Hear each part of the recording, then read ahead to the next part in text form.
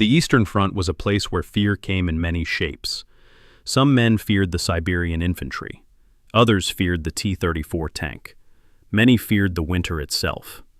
But in the skies, the Germans feared nothing. Because up there, the Luftwaffe owned the night and the day. And at the center of that dominance was one machine, the Messerschmitt Bf 109. Sleek, fast, lethal, this aircraft soared like it was carved from steel and arrogance. German pilots praised it endlessly. Soviet pilots cursed it like a storm. The Me 109 wasn't just a fighter, it was a predator. A machine that shredded Soviet formations, hunted retreating troops, and carved its name into the war with flaming wreckage. To the Germans, it was superiority. To the Soviets, it was an unsolvable problem.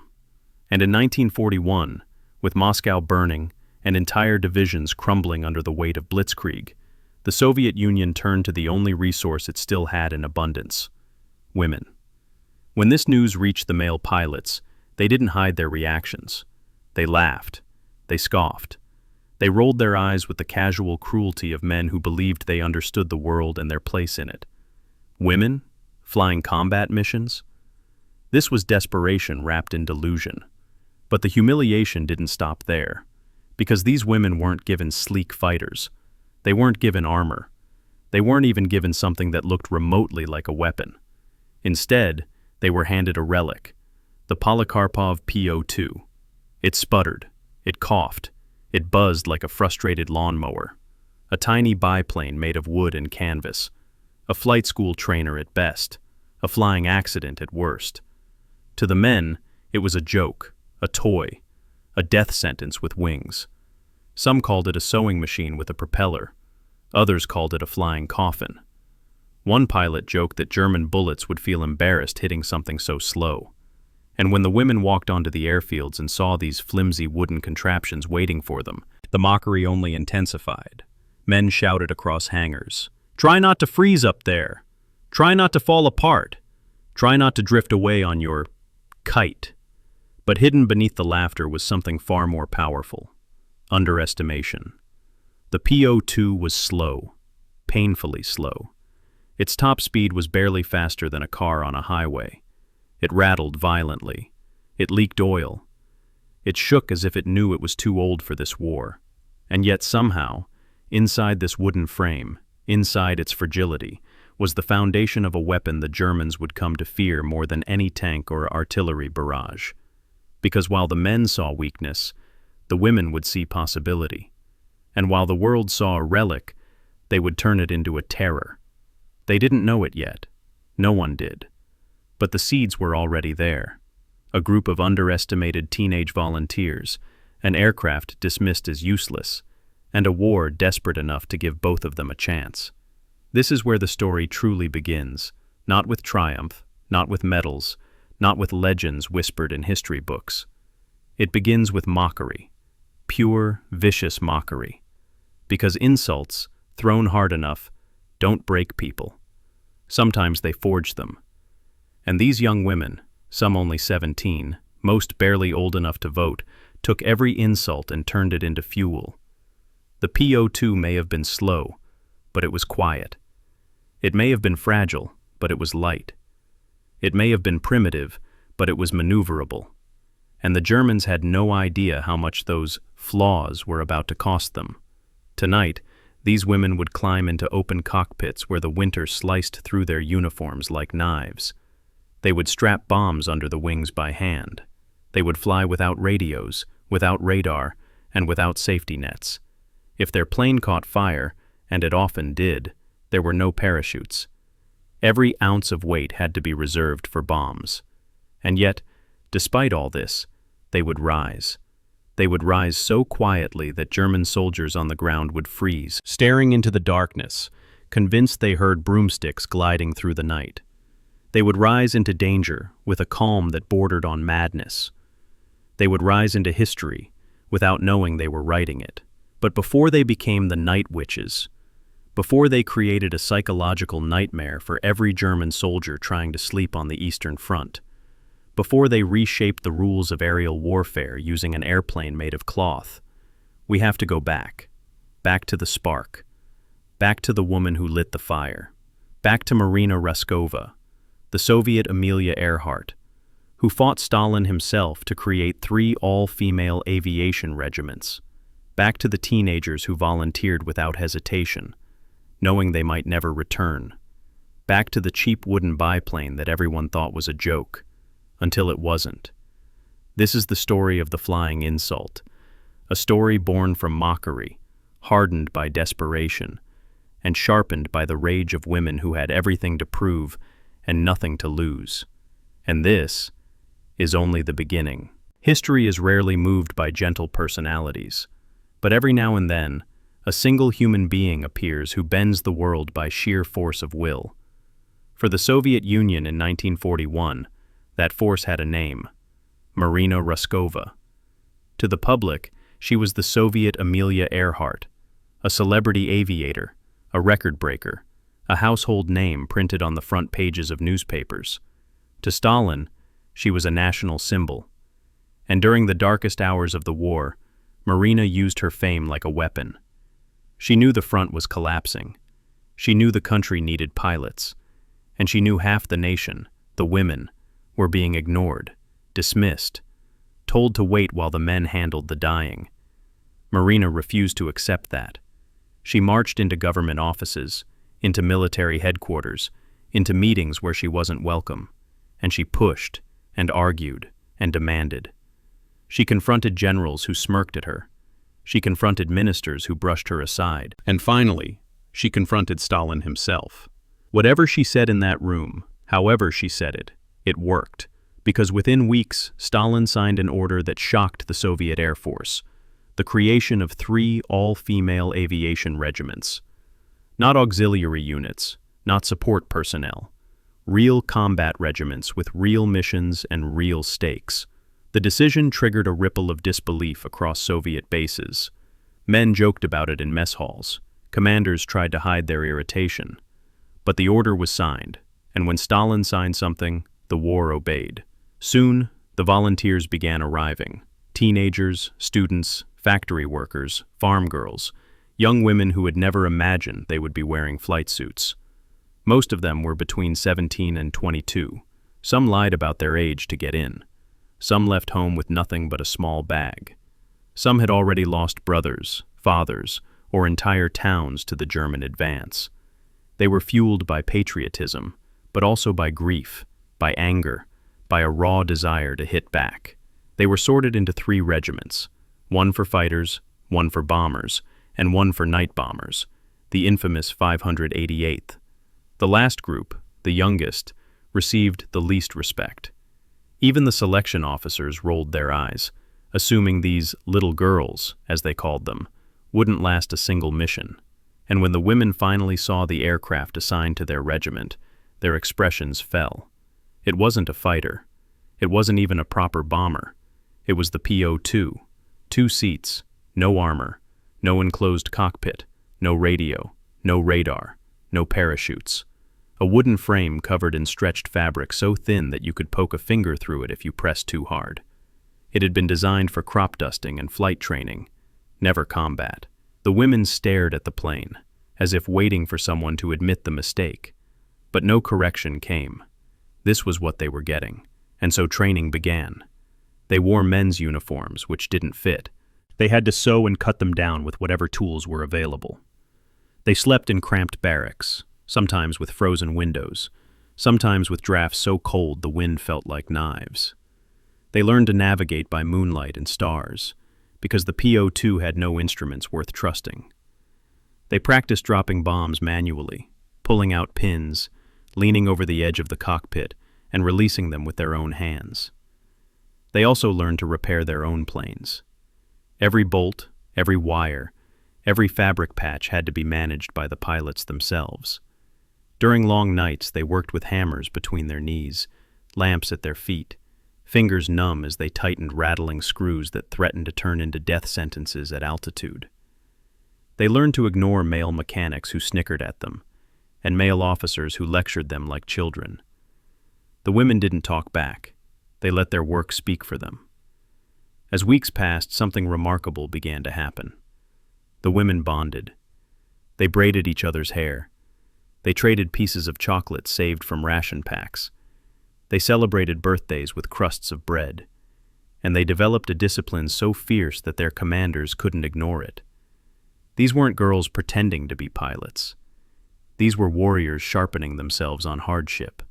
Still, the men around them refused to take them seriously. Some called them the Princess Unit, assuming they'd quit once the weather turned cold. Others joked that the Germans would probably surrender out of pity. But the women kept working, kept practicing, kept climbing into their fragile planes until the wooden seats molded to their weight. The PO-2, that flimsy little biplane, slowly became their companion. They learned its shakes, its groans, its moods. They learned how to coax it into the sky on windy nights, how to land it gently on soft mud, how to patch bullet holes with fabric and glue. The aircraft was crude, but it was reliable. It forgave mistakes. It floated in the air like a stubborn dragonfly. And in the hands of these determined young women, it would soon become something the Germans never expected: a weapon. By the time the regiment was fully operational, word had spread across the front. "The girls are flying tonight," male pilots would say with a smirk. But on the night before their first real mission, the laughter quieted. Not because men stopped mocking them, but because the women were suddenly very still, very focused. They stood beside their planes in the cold darkness, bomb casings glinting beneath the moon, scarves wrapped tight around their faces to hide the tremble of fear. They weren't superheroes. They weren't symbols yet. They were young, inexperienced, and unsure. But they were ready. Marina Raskova visited them one last time before they deployed. She walked down the rows of PO-2s, her boots crunching on the frosted ground, her breath showing in the air. She looked each young pilot in the eyes, not with pity, not with doubt, but with pride. She knew the world saw them as untested. She knew the men expected their failure. But Marina also knew the truth. These women were about to shock the war. The Germans didn't know their names yet. The Soviet High Command didn't expect much from them. Even their own male comrades whispered that the regiment would be disbanded within a month. But they were all wrong. Because these young women, these novices, these rejects, these underestimated volunteers flying cloth and wood planes, were about to unleash a nightmare the Germans would never forget. And tonight, the night witches would be born. Night on the Eastern Front was not quiet. It never was. There was always something burning, always something exploding, always some distant artillery rumbling like angry thunder. But on the night the women of the 588th took off for their first missions, the air felt different. Thicker, colder, heavier, as if the war itself was holding its breath. The PO-2s sat in a line, engines coughing softly in the dark, their fabric wings shimmering under the moonlight like something fragile, something unprepared, something out of place. And yet, every woman who climbed into one of those open cockpits did so with a focus so sharp it could cut steel. They weren't flying into glory. They were flying into the unknown. The first tactic they would master, the one that would define their entire identity, started the moment those engines sputtered to life. The PO-2 was useless in daylight, too slow, too exposed. German fighters would tear it apart in seconds. So the women embraced the darkness. Night became their shield, their armor, their kingdom. When the sun fell, they rose. The black sky swallowed their tiny planes whole, hiding them from searchlights, from radar, from German eyes that scanned the heavens for threats that looked bigger, louder, faster. But the PO-2 was none of those things. Flying it at night was an ordeal. The cold was brutal. The open cockpit let the wind slam into their faces with the force of knives. Their goggles frosted over. Their fingers froze to the controls. Their scarves stiffened like boards. But the women pushed through every second of it, because darkness was the one advantage their flimsy planes could claim. Up in that bitter night air, the PO-2 became something almost supernatural, hard to see, hard to hear, hard to track. A ghost. But it wasn't enough to be invisible. They had to be terrifying. And that's where the second tactic was born, the one the Germans later nicknamed the Witch's Whisper. Every mission began the same way. The women flew low, using the contours of the land to hide from German spotters. They kept one hand on the controls, one hand on the map strapped to their knees. Their breath froze on their scarves. The engine rattled, the propeller hummed, the wings groaned against the wind. But as they neared the target, enemy supply depots, troop camps, artillery positions, they did something no sane pilot would ever try. They cut the engine. Just silence. Instant, absolute silence. The kind that makes your heart feel too loud inside your chest. The kind that makes the air itself seem to listen. With the propeller slowing to a stop, the PO-2 shifted from an airplane into something else entirely, a glider made of shadow. It didn't roar. It didn't buzz. It drifted. It slipped through the night like a whisper sliding across a quiet room. The only sound was the faint rush of wind brushing over the fabric wings. A soft, eerie whoosh. Down below, German soldiers would freeze mid-step. Cigarettes slipped from their fingers. Conversations died mid-sentence. They stared up into the darkness, unable to see anything, but hearing something. Something unnatural.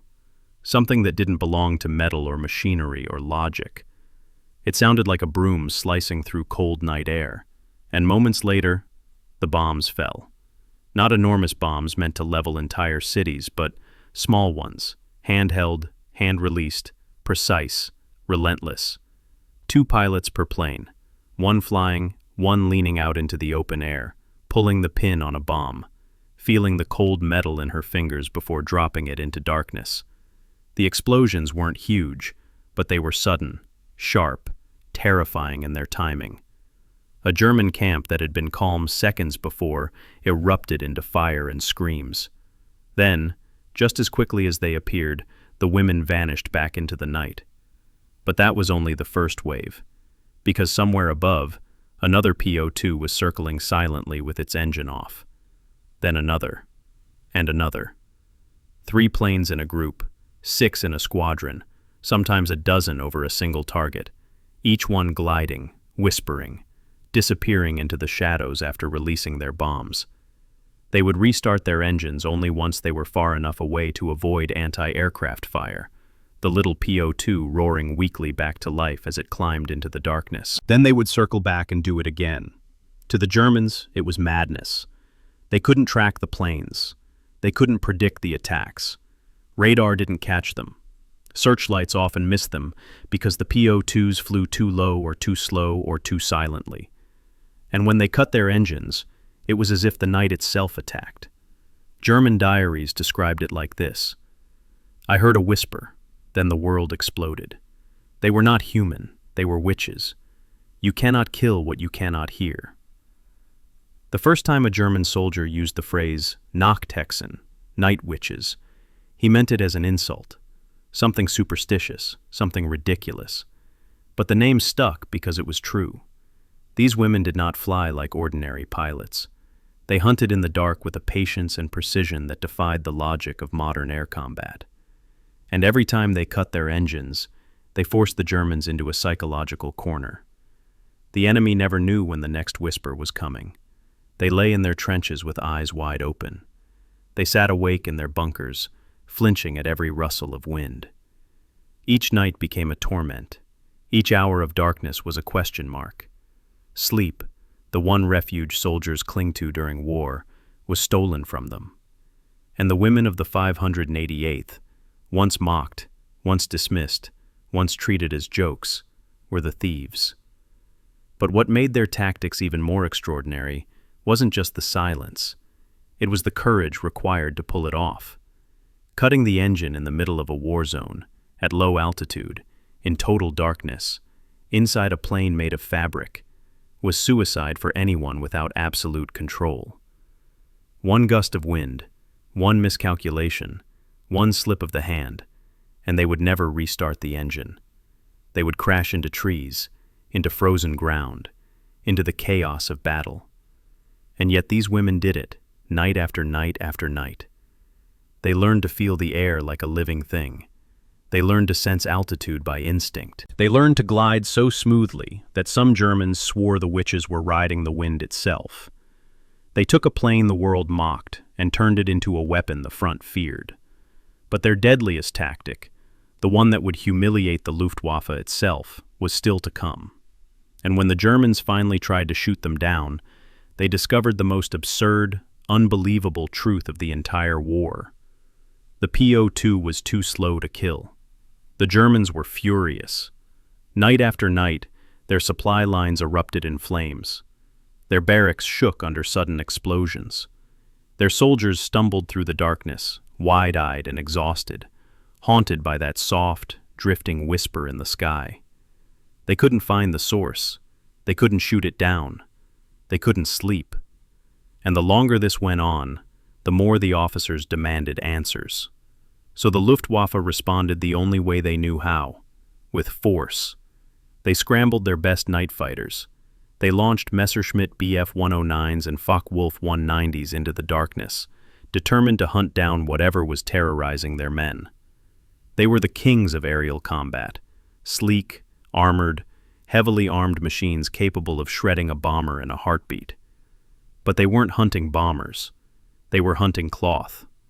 The first time a German pilot spotted a PO-2, he almost laughed. The tiny biplane floated beneath him like a toy made for children. He dove, locked onto it, lined up his shot, and then something impossible happened. The PO-2 didn't outrun him. It didn't outmaneuver him. It didn't even try. It simply kept flying, slowly, too slowly. The German ace pulled his throttle back, dropping his speed to match the target. But as he slowed, his fighter began to wobble. Warning lights flashed. The controls stiffened. His heart leapt into his throat because he knew what was happening. He was reaching stall speed, the point where his aircraft would no longer generate lift. If he slowed any more, he would fall out of the sky. And the PO-2? It was still puttering along happily beneath him. German fighters were built for speed, for power, for dominance. They needed airflow across their wings to stay aloft. They couldn't simply float. The PO-2, with its huge wings and feather-light frame, could fly slower than the Me-109 could even stay airborne. Trying to shoot it down was like trying to snipe a bicycle while driving a race car at walking speed. The German pilot had two choices: stall and crash, or pull away and give up. He pulled away. And that was the moment the truth became undeniable. The PO-2 wasn't just a nuisance. It was a tactical nightmare. The Luftwaffe couldn't catch it, couldn't engage it, couldn't even reliably spot it. And the more they tried, the more humiliating the failure became. From that night on, German pilots carried a kind of quiet dread. Not because the PO-2 was dangerous in the traditional sense, it wasn't, but because it made them powerless. The kings of the sky were being mocked by a wooden biplane designed for crop dusting, and the women flying it? They knew exactly what they were doing.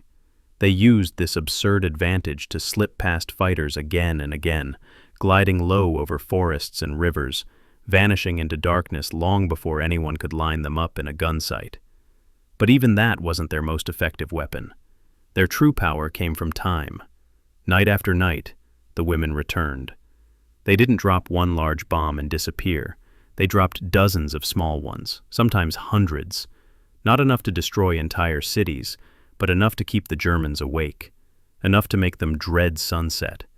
Enough to turn every hour of darkness into a countdown to the next whisper in the sky.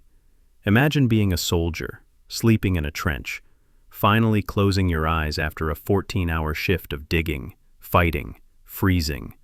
You drift off, only to be jolted awake by a muffled explosion. You listen. Nothing. Silence. You lie back down. Maybe you dream for a minute or two. Then another explosion. Then another. Then another. It never stops. 10 minutes. 15. 30. Sometimes the women returned so often that German soldiers swore they didn't sleep a single full night for weeks. This wasn't just bombing. It was psychological warfare. The Germans began to tremble at sounds that weren't even aircraft: wind brushing branches, loose canvas fluttering in the cold. Anything that resembled that haunting rustle of fabric wings set off a spike of panic. Soldiers fired into the darkness at nothing. Commanders forced men to sleep in shifts so they could stay alert for the ghosts in the sky. Entire units operated in a haze of exhaustion so deep that discipline cracked, tempers flared, and performance crumbled. And the women? They just kept coming. Most crews flew 8, 9, sometimes 15 missions a night. They refueled in darkness, reloaded in darkness, repaired bullet holes with freezing fingers, then climbed right back into the sky, knowing every sortie could be their last. They didn't rest. They didn't slow down. They didn't stop until their planes were too damaged to fly or the night finally gave way to sunrise. That relentless tempo carved fear into the German psyche. Officers began to note strange behavior in their troops: jumpiness, paranoia, involuntary flinching. Some soldiers refused to sleep indoors, convinced the witches targeted buildings. Others slept with helmets on, or refused to remove their boots. One German general compared the night witches to a plague, something small, invisible, and impossible to escape. The effect was so devastating that the German High Command issued special rewards. Any pilot who could shoot down one of these women, just one, would automatically receive the Iron Cross, one of Germany's highest military honors. That was the level of respect they earned from a military that had once laughed at them. But even with rewards, even with night fighters, even with flak guns adjusted to low altitude, the Luftwaffe couldn't stop them. The PO-2 was simply too slow, too small, too quiet, too unpredictable, too stubborn to die on command. And so the Germans resorted to something even more desperate. They tried to predict the attacks through patterns. They charted bomb timings. They studied flight paths. They mapped likely routes back to Soviet bases. But the women shattered every pattern they found. They changed routes. They changed altitudes. They staggered their approaches. Nothing repeated. Nothing predictable. Nothing the Germans could lean on. Chaos was the witches' ally. And every time the Germans thought they finally understood their enemy, another whisper in the sky proved them wrong. The psychological toll grew heavier. The battlefield advantage tilted further. The laughter from months before was gone, long gone, replaced by sleepless nights, trembling hands, and the creeping dread that somewhere up in the dark, a pair of young women in a wooden biplane were silently gliding toward them with a bomb in their lap. The 588th didn't win with technology. They won with grit, with ingenuity, with a willingness to do the unthinkable. And every night they survived, every night they returned to base, the legend of the night witches grew deeper, darker, more undeniable. But all of this, the silence, the whispers, the psychological torture, came with a price. And that price was brutal. Courage is always louder in the stories than it is in real life. In the stories, heroes charge into danger with fire in their eyes. But in reality, courage feels cold. It feels heavy. It feels like stepping into the night knowing you might not step back out. For the women of the 588th, the price of their courage revealed itself immediately, etched into their skin, carved into their memories, burned into their fear. And the first price they paid was the cold. Flying a PO-2 at night was like strapping yourself to a freezer door and letting a hurricane hit you.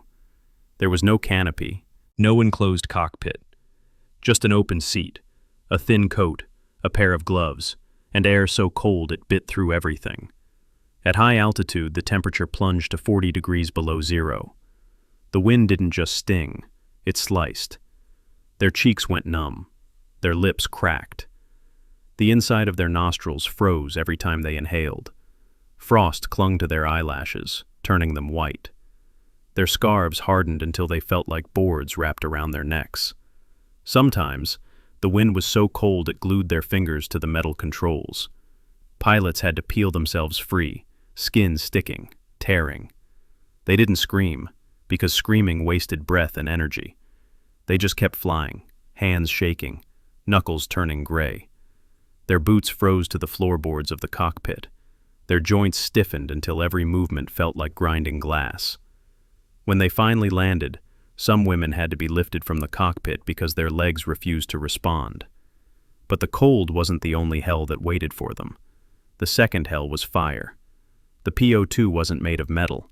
It was wood and canvas, the kind of materials that burn fast, hot, and violently.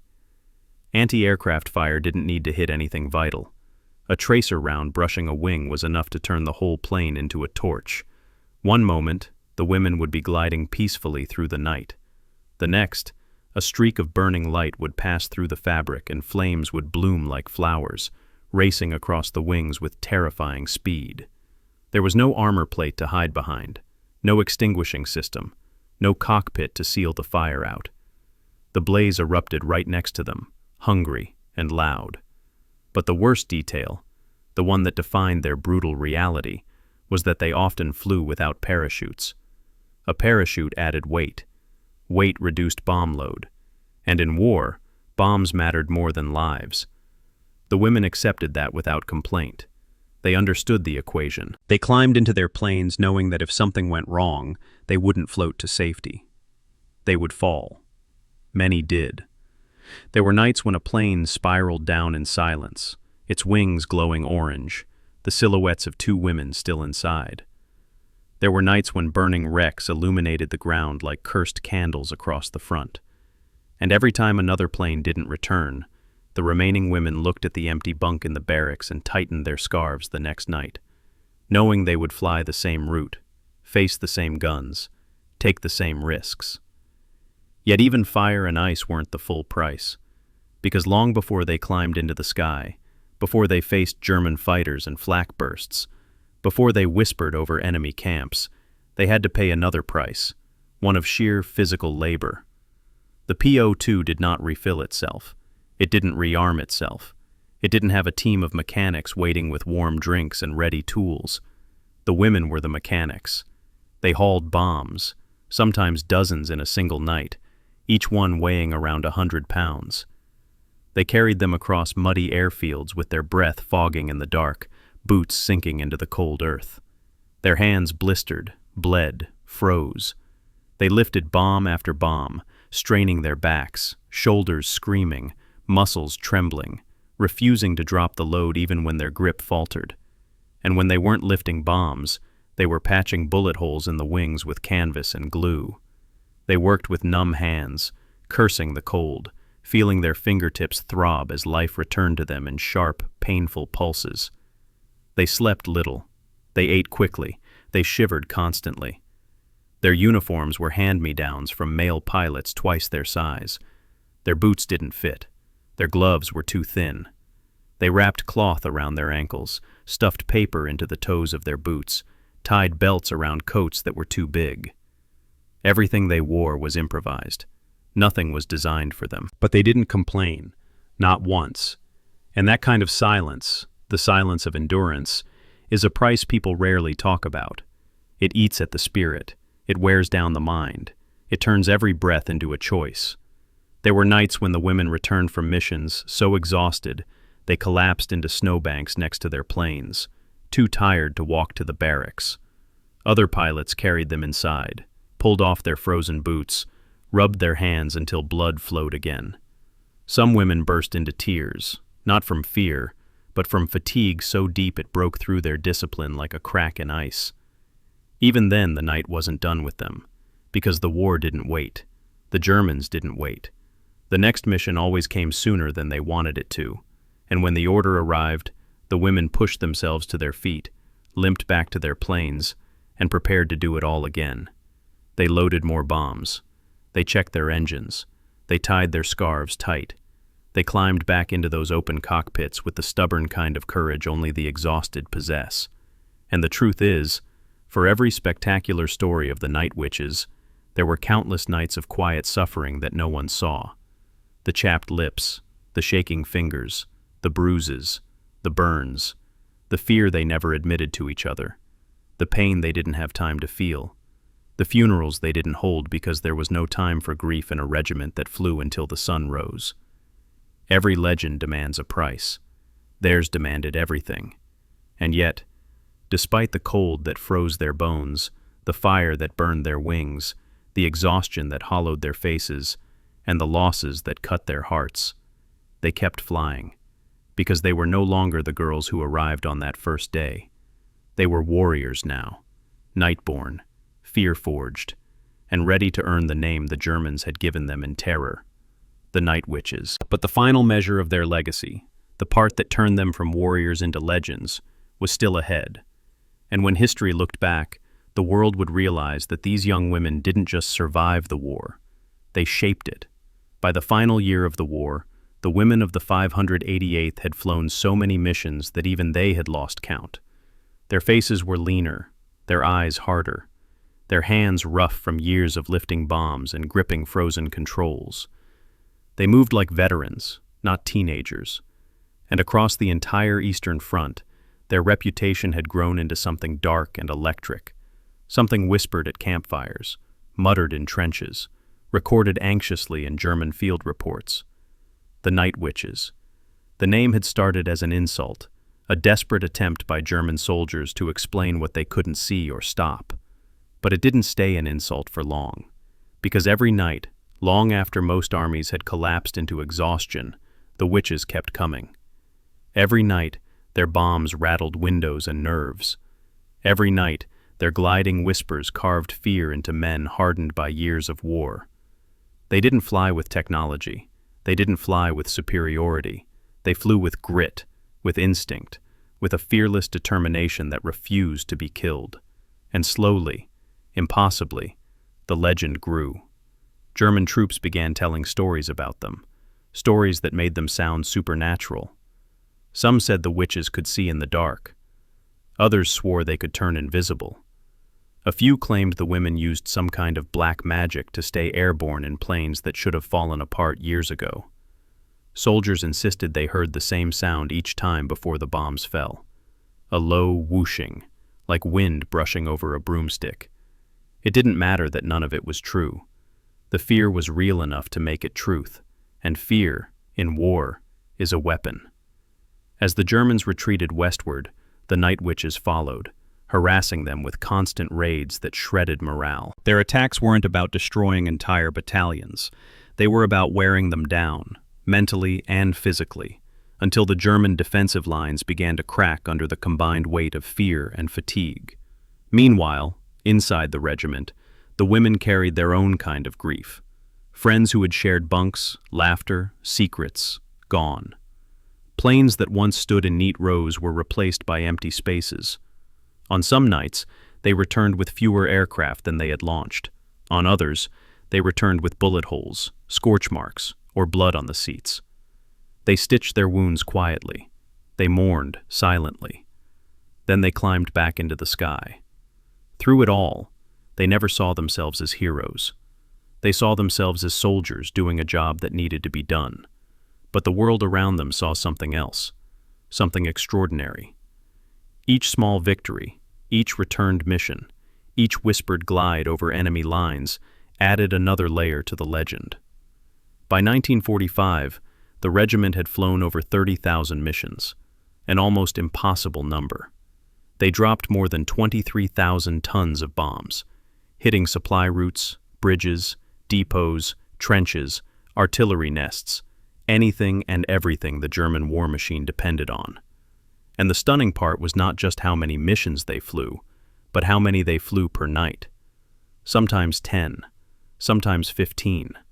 Once, a crew flew 18 sorties in a single evening, returning at dawn with hands so numb they couldn't untie their scarves without help.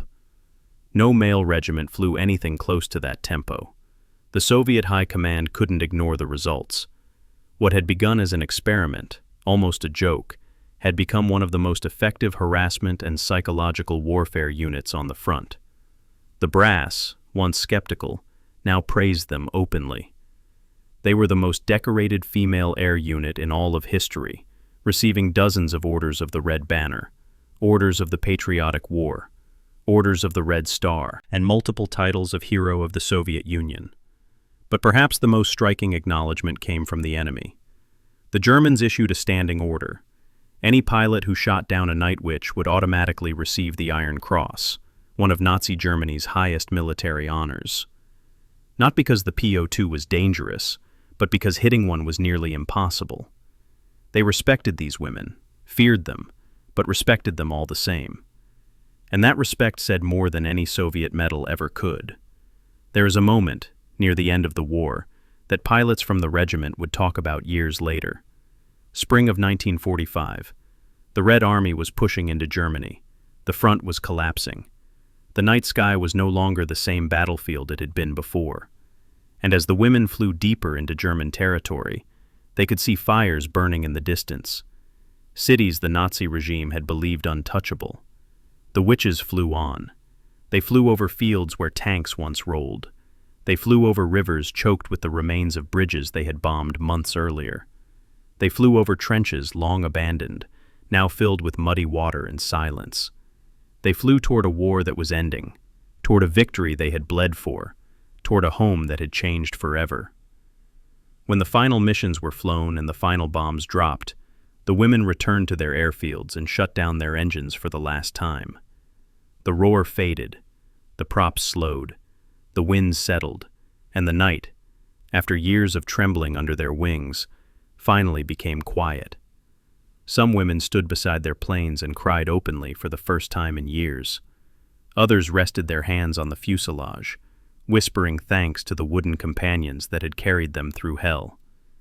A few simply sat on the ground, staring into the distance, unsure how to exist in a world where they no longer had to fly. The war ended. The witches removed their scarves. The bombs were lifted away. The PO2s, those flimsy craft that had once terrified an army, were rolled into hangars and left in silence. History moved on, but their legend did not. Because legends don't fade. They echo. Today, when historians write about the Eastern Front, they speak of tanks and armies and generals. But there is always a moment, sometimes a paragraph, sometimes a page, when the night witches glide back into the narrative. A whisper in the dark, a soft rush of wind, a reminder that the war wasn't won only by machines, but by courage, raw, stubborn courage, born from people the world underestimated. The women of the 588th began as an insult, the flying insult, the joke of the Air Force. They ended as one of the most feared, respected, and decorated aviation units in the entire war. They were not ghosts, not witches, not supernatural beings floating on broomsticks in the night. They were young women, ordinary, fragile, human, who took the tools they were given, no matter how flawed, and turned them into something extraordinary. And long after the war, long after the last PO2 faded from the sky, the whisper remained, a whisper the Germans would never forget, a whisper the world still remembers. The Night Witches.